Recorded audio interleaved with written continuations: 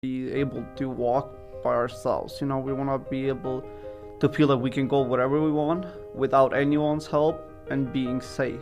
That's the main thing that not just me, but mostly visually impaired and blind people, that's all they ask for.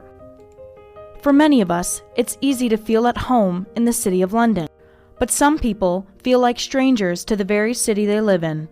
750,000 individuals in Ontario above the age of 15 have a degree of blindness that limits their everyday lives. People like Fatima Al-Shani, a young blind man who calls the City of London home, knows it only by its sounds. But are the sounds of the city enough to get by for people that are blind?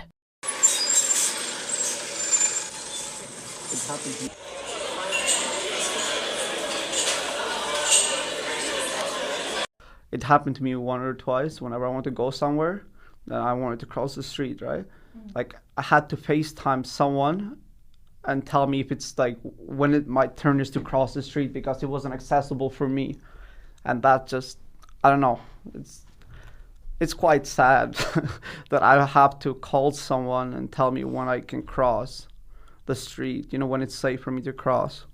Everyday life tasks that people with sight can easily complete are blessings that often go unnoticed. Things like driving, crossing the street, ordering food at restaurants, and using the elevator get easily overlooked. Because one time I was going upstairs by myself and I pressed the 6th floor and someone else pressed on the 4th floor and I got up on the 4th floor, went to the wrong unit, tried to open the door, it wasn't working. I said, holy, I guess I'm in the wrong floor then. With so many people relying on accessibility devices for day-to-day life, what is London doing to make sure the city is inclusive for people like Fatima? The City of London has an accessibility task force that is currently working on a 4-year accessibility project. Melanie Stone, the city's accessibility specialist, tells us about that goal. Excited to say that the City of London sort of met its obligations under the AODA. So we got to dream a little bit with this one. We got to have a little bit more fun and expand our projects and take on new things. So somewhat maybe like an app or even investigating what's possible out there.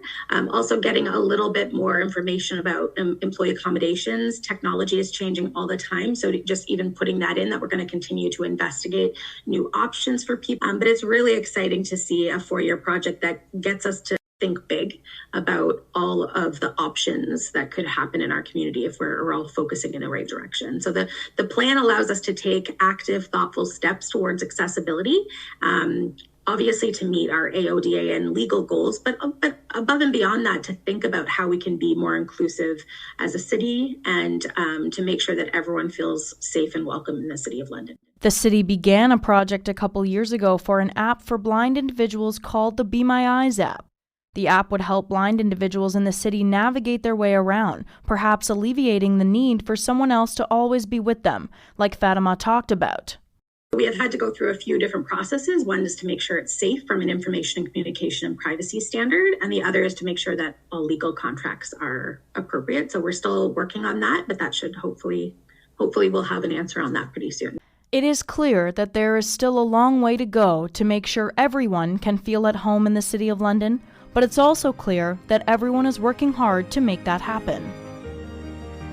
Little things help us a lot, we don't want special treatment, we're not asking for that. But making sure that everyone understands that they have a piece of this, it doesn't just fall on one person to do accessibility work, that it's the responsibility of everyone. Everyone is hopeful for a city that all walks of life can call home. And if everyone works together towards an accessible and inclusive city, London can get there. This is 106.9 The X. I'm Briar Wilson.